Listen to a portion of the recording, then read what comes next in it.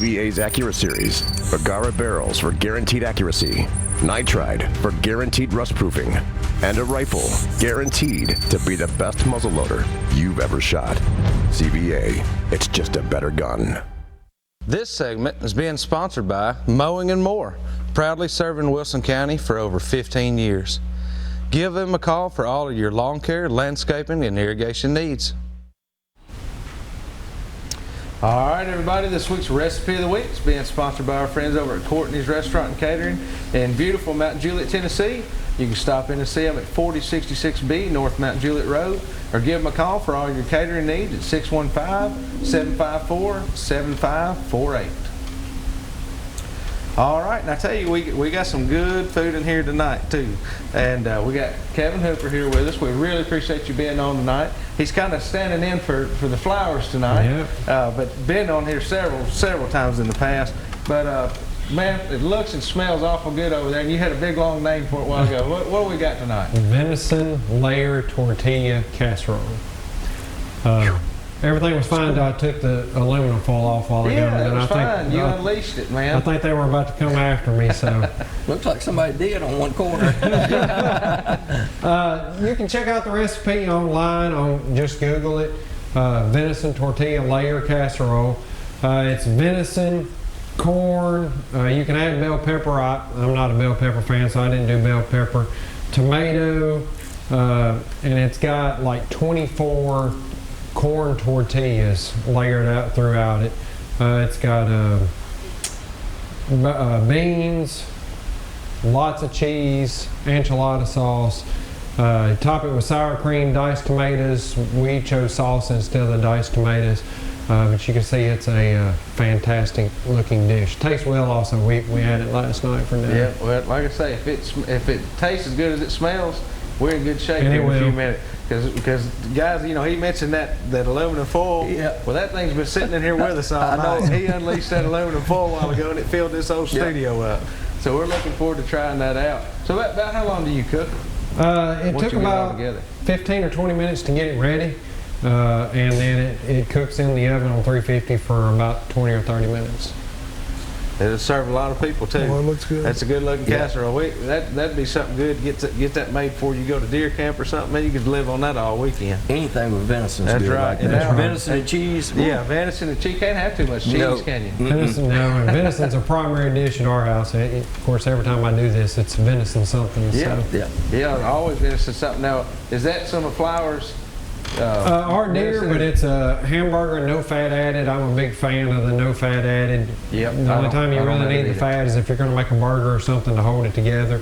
So the majority of what we eat at our house is no fat added, so it's really lean. Yep, that's exactly how we do it at the house. And I'm with you. Unless I want to do burgers on the grill or something, it can be tough without having that fat on the grill. If you're going to do burgers, bacon burgers the way to go. Yeah, fantastic product. We've had that too, and it is great. The bacon burger guys over there at Flowers, I'm telling you, it is some of the best ground meat that you can have, period. And you can feed it to anybody you wanted to, and I promise you, they're not going to tell you that it's venison or right. I mean, they're not. It is fantastic. It adds just enough fat, and you got that bacon flavor, man. It's just like a built-in bacon cheeseburger. You can make it your own. Add cheddar cheese, jalapeno or pepper jack. You can add all that to your bacon burger. Yeah, and same with it. I was thinking that about this casserole while ago. Right. You put some jalapenos in there if you wanted, or kind of whatever you wanted to add to it. It's just that's a fantastic recipe. We love casseroles, and there's plenty to share and go around. I think that's one of the best things about it, you know. Mm-hmm. But we really appreciate you bringing that on tonight. No problem. And showing everybody how to make that. And we'll sample it for you here in a little bit. I know let you know how. I'm counting on it. I was going to say, do we have another video that we can just run? You know, Hughes taught us well. You always sample them, you know, by the end of the night. But thank you so much for having that and being on here with us and sharing that recipe. I tell you, that's going to be one we're going to have to try at the house. And get the whole group in on that one and see how that goes. I can see Brad go into duck blind too. Yeah, duck blind. Oh, yeah. You know, some of them duck blinds now, they got ovens in them. I know. Right. Yes. These guys have got some duck blind setups that you could move into and live in. I've seen some you can cook homemade biscuits in. If you can do that, that thing is all right with me. Yeah, you know, our buddy Chris Benzinger, he's all the time talking about cooking a duck blind. he gets to go duck hunting with all these guys all the time because they want him to come in there and cook for them, you know.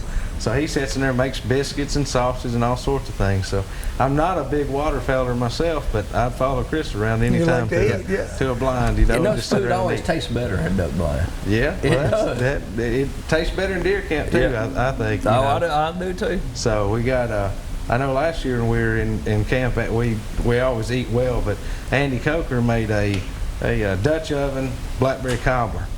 Man, all weekend, sat around and eat on that blackberry cobbler, and it seems to taste better when you're out there like that, doesn't it?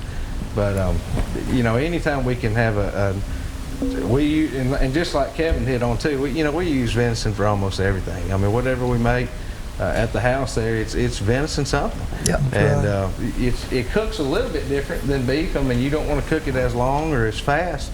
But once you get the hang of cooking venison, it don't take as long, that's for sure. Yeah, it just doesn't take as long to cook. And just like Kevin does, I don't add fat to mine. So you've got to be careful not to cook it too fast. It'll dry out on you.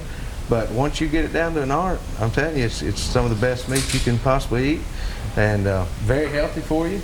And you know, it's just a win-win all the way around. Yeah, it sure is. And that's what we were talking about. You know, you kind of hit on earlier. We were talking about getting our meat tested. You know, even here in Middle Tennessee, you know, I'm usually in Wilson County and surrounding counties. There's nothing here yet, so, you know, there's not a big reason to be alarmed. But that peace of mind to just know that's just right. to know that test came back negative, you know, we don't have to worry about it before you feed it to your family. Yeah. So, Right. But guys, we're going to take another quick break. When we come back, we'll have a calendar of events for you and wrap up this week's Southern Woods and Waters.